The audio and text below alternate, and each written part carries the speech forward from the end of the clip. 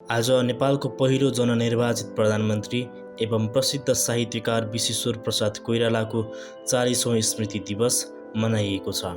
नेपाली काङ्ग्रेसले संस्थापक नेता कोइरालाको स्वर्गरोहण भएको दिन साउन 6 गतेलाई विभिन्न कार्यक्रम गरी स्मृति दिवस मनाउँदै आएको छ।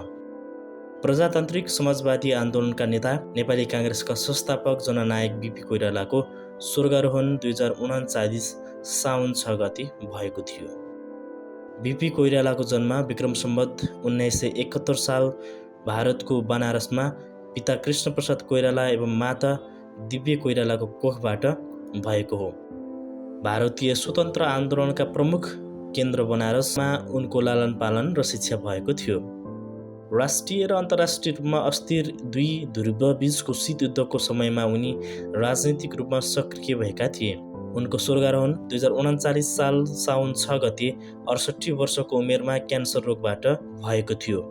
तत्कालीन एकतन्त्रीय राणा शासनका कारण उनको परिवारले भारतको बनारस प्रवासमा चरम कष्ट पाएको थियो। भारतीय स्वतन्त्र आन्दोलनको दौरानमा सन् 1942 को भारत छोडो आन्दोलनमा पक्राउ परी हजारीबाग जेलमा बस्दा भारतका प्रथम राष्ट्रपति डाक्टर राजेन्द्र प्रसाद, जयप्रकाश नारायण, राम मनोहर लोहिया लगायत भारतका नेताहरूको सामिप्यता प्राप्त गर्ने मौका प्राप्त गरेका थिए। बेलायती साम्राज्य भारतमा रहेसम्म नेपालबाट राणाशाही उन्मूलन गर्न सकिँदैन भन्ने मान्यताका कारण भारतीय स्वतन्त्र आन्दोलनमा संलग्न भएका थिए। विश्वेश्वर प्रसाद कोइराला बालक अवस्थादेखि नै चनाखो, तीक्ष्ण, अध्ययनशील र अति महत्त्वाकांक्षी थिए। बिपी कोइराला 20औं शताब्दीको पश्चिमी स्वतन्त्रता, मानवीय स्वतन्त्रता, प्रतिष्ठा तथा मानव अधिकारबाट प्रभावित हुनका साथै महात्मा गान्धीको अहिंसावादी सिद्धान्तबाट समेत अभिप्रेरित भएको देखिन्छ। बिपीको अध्ययनको थालनी बनारसबाट भएको थियो। टेडीमा जग्गा किनेर कृष्ण प्रसादले स्कुल र छात्रावास बनाए। विश्वेश्वरको अध्ययन यहीँबाट राम्रोसँग थालनी भयो। बिपी टेडीबाट बनारस जान चाहन्थे। उनलाई बाटो खर्च दिन नसक्ने अवस्थाले गर्दा यो समस्या हल गर्नका लागि सानी आमासँग भएको मुन्द्री र बहिनी नलिनीले मुन्द्री दिएपछि बिपीले चिउरा र गुणलाई पोको पारेर बाटोमा खानका लागि लिएर बनारसतिर लागे। यो सुन बेचेर प्राप्त रकमले स्कुलमा भर्ना भए। बिपीले मेट्रिक पास दोस्रो श्रेणीमा गरे। मेट्रिक पास गरेपछि कलकत्ताबाट अध्ययन गरोस् भन्ने कृष्ण प्रसादको चाहना थियो, तर बिपी कलकत्ताभन्दा बनारसमै राम्रो मान्दथे। उनले बनारसमा पढ्न थाले। 12 पास पनि बिपीले बनारसबाटै गरे। सन् 1934 मा बिपीको राजनीतिक शास्त्रमा स्नातक भए। यिनले कानुनमा स्नातकोपाधि पनि पाएका थिए। बिपीको विवाह पनि साधारण रूपमा भएको थियो। उनले झापाका बडा हाकिम कमल प्रसादकी छोरी सुशीलासँग विवाह गरेका थिए। बिपीको राजनीतिको थालनी पनि रहस्यमय छ। उनी सर्वप्रथम आतंकवादमा देखिए। उनलाई बेतियामा भएको हत्या, हिंसा र डकैतीको केसमा 4 महिना 1930 मा थुनामा बस्नुपर्ने भयो। मोतिहारीको डकैतीको केसमा पनि नाम मुछिएको थियो, तर त्यसमा तिनको सहभागिता थिएन र सफाई पाए। यिनको राजनीतिक प्रभाव सर्वप्रथम मार्क्सवादमा परेको थियो। उनी बम्बई पनि गएका थिए। उनले मार्क्सवादका कृतिहरूको अध्ययन पनि गरेका थिए।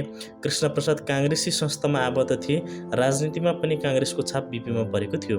पटनामा बस्दा यिनले नरेन्द्र लोहिया र जेपी जस्ता भारतीय नेताहरूको सम्पर्क भयो। पछि यिनीहरूको सम्पर्कले गर्दा बिपी पार्टीमा पनि आबद्ध भएका थिए। भारतमा जब अङ्ग्रेजलाई भारत छोड भन्ने आन्दोलन भयो, त्यस समयमा बिपी धेरै पटक जेल पनि गए। अङ्ग्रेजले भारत छाड्नै पर्यो। भारत स्वतन्त्र भयो। भारतीय आन्दोलनको प्रभाव छिमेकी देशमा पनि परेको थियो।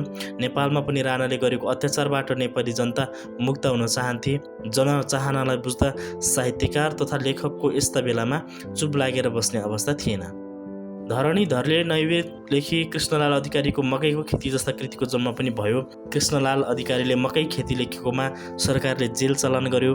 उनको जेलमै मृत्यु भयो। यी मात्र नभएर यी भन्दा पनि पहिला राणा दबाउ भन्ने अभियान नभएको होइन, तर यिनलाई राणाहरूले निर्मम तरिकाले दबाएका थिए। 1993 साल जेठ 22 गते नेपाली जनताले मुक्तिको लागि प्रजा परिषद नामक संस्था खोले। यसमाथि पनि राणाहरूले कडा निगरानी थियो। यो मर्म बिपीलाई थाहा थियो। उनले सङ्गठनको महसुस गरेर पटनाबाट निस्किने पत्रिका सर्चलाइट नेपालमा प्रजातन्त्र ल्याउनका लागि इच्छुक व्यक्तिले मेरो सम्पर्कमा आउनु भनी समाचार छपाउने काम गरे। यो समाचारले इच्छुक नेपालीहरू बिपीको नजिक आउन थाले। बनारसमा तदर्थ समिति खोल्ने तय भयो। सुब्बा देवी प्रसादको अध्यक्षतामा उपाध्यक्ष बालचन्द्र शर्मा र बिपी संयोजक रहने गरी तदर्थ समिति गठन गरियो। भारतमा नेपालमा प्रजातन्त्र ल्याउनका लागि एउटा संस्थाको जन्म भयो। त्यो तदर्थ समितिले भारतका कुना काप्चामा रहेका नेपालीहरूलाई यो सन्देश दिँदै भेट्ने काम पनि भयो। यसै समयमा गणेशमानजीको र बिपीको भेटहरू पनि भए। तदर्थ समितिले कलकत्ताको भवानीपुरमा वृहत सभाको आयोजना गरेर सञ्चालक समितिको चयन गर्ने काम भयो। 13 सदस्य रहेको समितिको सभापति टङ्कप्रसाद आचार्यले सम्हालेका थिए। राष्ट्रिय काङ्ग्रेस भनेर पार्टीको नामाकरण गरियो। नेपालमा मजदुर आन्दोलन पनि भयो। यस आन्दोलनमा पनि बिपी गिरफ्तार हुनुभयो। एकातिर देशको आन्दोलनलाई अगाडि बढाउनु थियो भने अर्कोतिर पार्टीमा पनि तनाव थियो। पार्टी पनि विभाजित भयो। बिपीले एक पार्टीको नेतृत्व लिए भने अर्को पार्टीको नेतृत्व डिल्ली रमण रेग्मीले गरे। देशमा प्रधानमन्त्री बन्ने होडमा रहेका राणाहरूमा पनि पद्म शमशेरले मन्त्री परिषद त्यागे र मोहन शमशेर प्रधानमन्त्री भए। एक त राणाहरू ABC वर्गमा विभाजित भए। सुवर्ण शमशेरलाई जुद्ध शमशेरले निकालेका थिए। सुवर्ण शमशेरले नेपाल प्रजातन्त्र काङ्ग्रेसको संस्थापकको रूपमा नेतृत्व लिए। मोहन शमशेरले पार्टीहरूलाई प्रतिबन्ध लगाए। बिपी पार्टी सुदृढीकरणको लागि भूमिगत रूपमा नेपाल आएका थिए तर पक्रिए र जेलमा राखिए। यहाँ पनि बिपीले अनसन बस्नु पर्यो। रिहाई भएपछि देशमा प्रजातन्त्र बहाली गर्न सङ्घर्ष बिना सम्भव नहुने देखेर बिपीले सङ्घर्षको लागि आह्वान गरे। 2007 सालमा दिल्लीमा सम्झौता भएर प्रजातान्त्रिक सरकारको गठन भई मोहन शमशेरको प्रधानमन्त्रीत्वमा बिपी गृहमन्त्री बने। यो मन्त्रीमण्डल त्यति टिकाउ हुन सकेन। 2008 सालमा मातृका प्रसाद प्रधानमन्त्री भए। मातृका दरबारतिर ढल्किएर अलग्गै पार्टी खोले। नेकाको 6औं महाधिवेशनमा बिपीले चाहेको समाजवादी अर्थनीति लागू भयो। विक्रम सम्वत 2011 चैत 1 गते राजा त्रिभुवनको स्वर्गरोहण भयो। राजा महेन्द्र राजा बने। पछि संविधान सभा नगराउनै छाँट देखियो। बिपीले संविधान सभाको चुनाव चाहँदै पनि राजाले प्रधानमन्त्री परिवर्तन गर्दै संसदीय चुनावको घोषणा गरे। बिपीले परिस्थितिलाई अध्ययन गर्दै चुनावलाई स्वीकारे। चुनाव भयो। नेपाली काङ्ग्रेसले बहुमत ल्यायो र बिपी प्रधानमन्त्री भए। नेपाली काङ्ग्रेसको सरकारलाई पतन गराउनका लागि ठूलो षड्यन्त्र भइरहेको थियो। 2017 साल पौष 1 गते तरुण दलको उद्घाटन सभामा भाषण गर्दै गर्दा बिपी लगायतको नेताहरूलाई गिरफ्तार गरियो। पार्टीहरूमा प्रतिबन्ध लगाइयो। अन्तर्राष्ट्रियको दबावलाई पनि महेन्द्रले सुनेनन्। राजबन्दीलाई पत्र पत्रिका पढ्न पाउने छुट हुनुपर्ने, राजबन्दी सँगै बस्न पाउने, खेल खेल्न व्यवस्था, भेट्न आउनेले भेट गर्न पाउने पर्ने सुविधा, न्याय पाउनका लागि अदालत जान पाउने सुविधा केही नभएकाले बिपीले यी सुविधाका लागि अनसन बसे। न्यायालयमा जान पाउने सुविधा भने सरकारले दिएन तर अरू माग राज्यले प्रदान गर्यो। यसरी सुन्दरी जल जेलबाट 8 वर्ष बस्दा बिपी बिरामी परे। उपचारका लागि 2025 सालमा कार्तिक महिनामा रिहा भए। भारतमा उपचार गराएर पुनः बिपी नेपाल आए तर भारतमा उपचारले मात्र नहुने भएपछि बिपीले युरोप जाने राहदानी माग गरे तर त्यो नेपाल सरकारले दिएन। भारतबाट राहदानी मिलाएर युरोपबाट उपचार गराएर फर्के। देशमा प्रजातन्त्र पुनर्बहाली गर्न सशस्त्र क्रान्तिको महसुस गरेर बिपीको नेतृत्वमा सशस्त्र क्रान्ति भयो तर क्रान्ति सफल हुन सकेन। बिपी भारतमा रहन पनि इन्दिरा गान्धीको विस्तारवादी नीतिले गर्दा कठिन भयो। देश नै नरहने हो कि भन्ने आशंकाले गर्दा बिपीले राष्ट्रिय मेलमिलापको नीति लिएर 2033 साल पौष 16 गते नेपाल फर्किने निधो गरे। नेपाल फर्किने क्रममा बिपीलाई देशद्रोह र राजद्रोहका मुद्दा चलाइयो। पञ्चहरू कुरले फाँसीको सजायको माग गरियो तर 2034 सालमा राजा वीरेन्द्रले उपचारका लागि अमेरिका जाने र सरकारी खर्चमा उपचार गराउने भन्दै रिहा गरियो। बिपीले उपचार गराएर भारत हुँदै नेपाल फर्किए। जेलमा रहँदा होस् या बाहिर रहँदा होस् बिपीको चिन्तन देशमा प्रजात र समाजवादको स्थापनाका लागि सङ्घर्षरत रह्यो। सिडनीमा भएको समाजवादको सम्मेलनमा पनि बिपीले सहभागी भए र समाजवादका लागि वकालत गरे। 2036 सालमा राजा वीरेन्द्रले सुधारिएको पञ्चायत वा बहुदल रोज्ने भनेर जनमत सङ्ग्रहको घोषणा गरे। जनमतमा पनि नेपाली जनताको चाहना पुरा हुन पाएन। 2038 सालमा सुधारिएको संविधान अनुसार चुनाव भयो एवं रीतले बिपीको सारा जीवन सङ्घर्षरत नै रह्यो। देशकाल परिस्थिति बुझेर देशलाई प्रजातन्त्र र समाजवादमा लाने बिपीको जुन अठोटता थियो त्यो भने उनको जीवनकालमा पुरा हुन सकेन। भाइ गिरिजा प्रसाद कोइरालाको नेतृत्वमा नेपालमा गणतन्त्र नै बहाली भयो। बिपीको जीवनमा निहाल्ने हो भने राजनीतिक योगदान मात्र हेरेर पुग्दैन। उनको साहित्यिक योगदानको पनि अध्ययन हुनुपर्दछ। उनलाई नेपाली साहित्य लेखनभन्दा पहिले उनका अङ्ग्रेजी र हिन्दी कथा उपन्यासको अध्ययनमा रुचि थियो।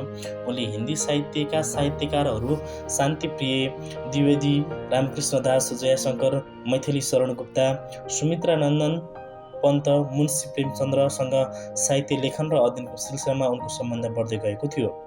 यिनले कृतिको अध्ययन गर्ने मात्र होइन, यसलाई व्यवहारमा उतार्ने बानी भएकाले उनलाई हामीले कहिले फ्राइडेवादीको रूपमा, कहिले छायावादी, कहिले यौनवादी, कहिले मनोविज्ञानवादी, कहिले आदर्शवादी, कहिले रहस्यवादी, कहिले आध्यात्मवादी, कहिले नियतिवादी आदि विविधवादीको रूपमा पाउँछौँ।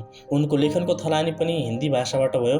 लेखनको थलानी 16 वर्षको कलिलो उमेरमै भएको थियो। चन्द्रवदन नेपालीको उनको पहिलो कथा हो।